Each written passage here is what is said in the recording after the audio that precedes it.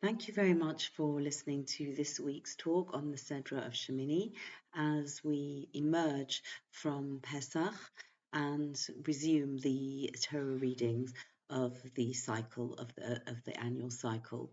It's also Shabbos Mevorachin. It's also the Shabbos that we will bless the new month of Iyar, and the next week on Friday and Shabbos we have Rosh Chodesh Iyar, the last day of Nisan on Friday, and the first day of Iyar, which will be Shabbos. And all of these themes are actually combining together to bring us into a new world. We've been reborn over the Chag, the festival of Pesach, and we are restarting. It's the beginning of a new year cycle. The new year cycle began with the month of Nisan, and we are going to really embark on a whole new enterprise. And it's very interesting. We have the connections between the Sedra of Tzav, which we read on Shabbos HaGadol, the Shabbos before Pesach, and we learned that this concept of tzav, the root of the word, the root tzadi vav hey, root that's shared with the word mitzvah, and the precision with which all of the 613 mitzvot in the Torah give us an elevated spiritual experience and connect us with Hashem. Actually, the word that root also means to be bound together. The Hebrew word for crew is tzevet, and this concept of becoming closer to Hashem through the performance of these mitzvot. And we have in this week's Sedra of Shemini the two seemingly unrelated subjects. We have the conclusion of the 7 days of preparation for setting up of the Mishkan, and then on the 8th day, the actual, as it were, pressing the button, switching everything on so that it comes up, and it's a very beautiful ceremony. And that is tragically marred by the deaths of two of Aaron's sons, Nadav and Abihu. And the reason that's given for this tragic event, and we find this in chapter 10, verse 1.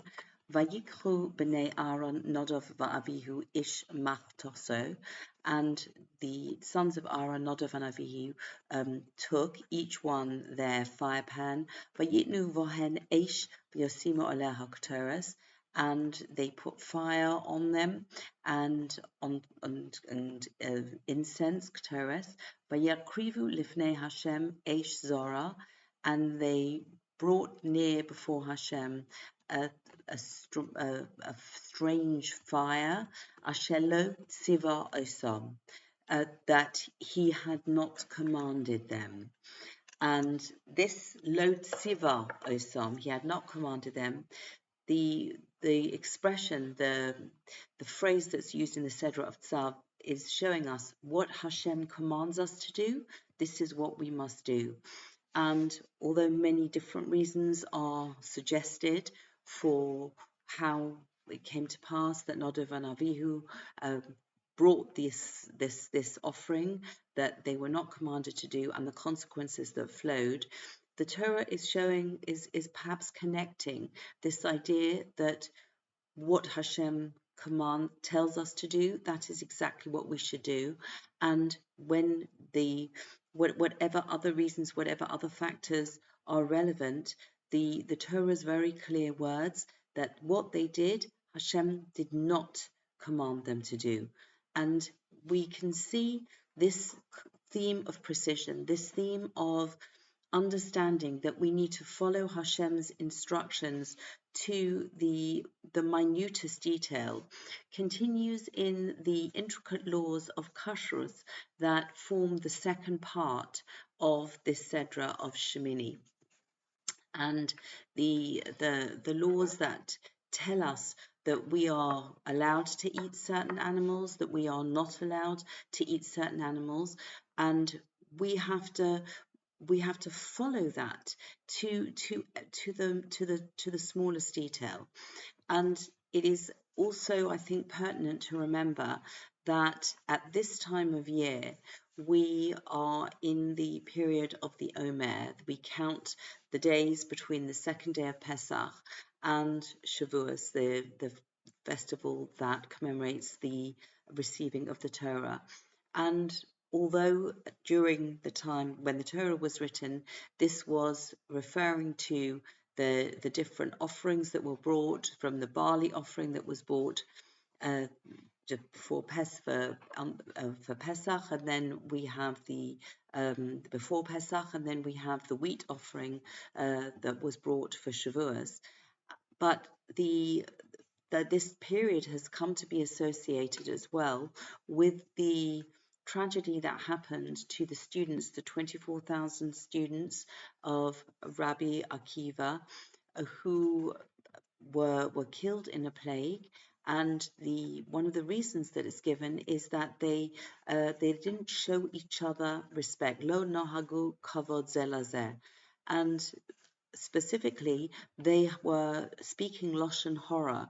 They spoke negative speech about each other, and we see the detail that is spelled out in the Torah about what we put into our mouths, the food that we eat, and the way that impacts on us physically and spiritually. And this is something that nutritional science is catching up with, as with so many things in the Torah.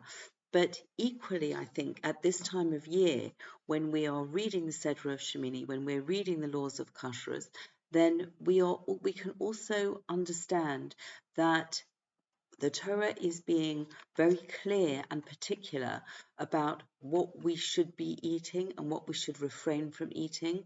But equally, what comes out of our mouths has to be as meticulously measured and has to be completely within the parameters of what is permissible according to the laws of forbidding negative speech about other people. And so I think that in this way we can connect the themes of the beginning and the tragic events that happened on the 8th day after the 7 days of the inaugurating of the Mishkan, and the way that Nadav and Avihu were killed because they did not follow Hashem's mitzvot. And then we come on to how we have to follow the mitzvot equally scrupulously. And on the one hand, the highest levels of leadership in the Jewish people at the time of the Torah, they are held to even higher standards. There's no concept of the people at the top are going to be treated more leniently. They're going to be sort of able to take advantage of their positions and avoid being held to account. On the contrary, our highest leaders, Moshe Rabbeinu, Aaron's sons, they are held to a higher standard, and they are extremely accountable. And this level of accountability, this level of responsibility, applies as well to every single individual who needs to observe these laws of kashrus, who needs to be kosher in terms of what they put into their mouths and kosher in terms of what comes out of their mouths. And there is this sense of consistency that all of us, we are all considered part of a kingdom of priests, and all children of Hashem, all princes and princesses of part of the royal family of Hashem. And each one of us has to measure up to these very exacting standards. And you might say, gosh, this is too hard, this is too much.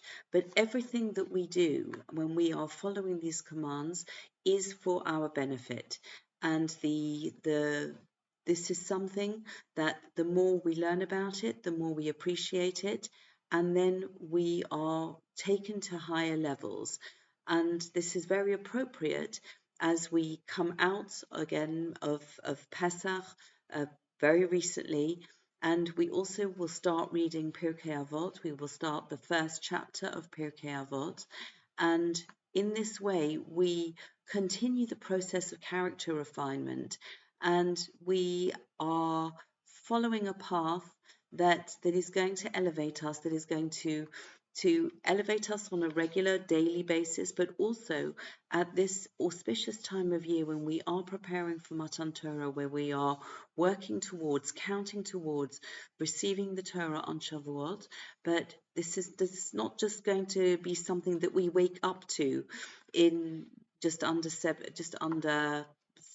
6 weeks time, but we are preparing for it now, preparing for it as we get ready to, as we bless the upcoming month of Iyar, as we count every single day between now and receiving the Torah, as we absorb the laws of kashrut and relate them to what's happened during the time of Rabbi Akiva and the catastrophic consequences that resulted from failure to take the laws of giving respect to other people and being very careful about how we speak, and really using these standards, understanding the word kosher is applicable in so many fields of our lives.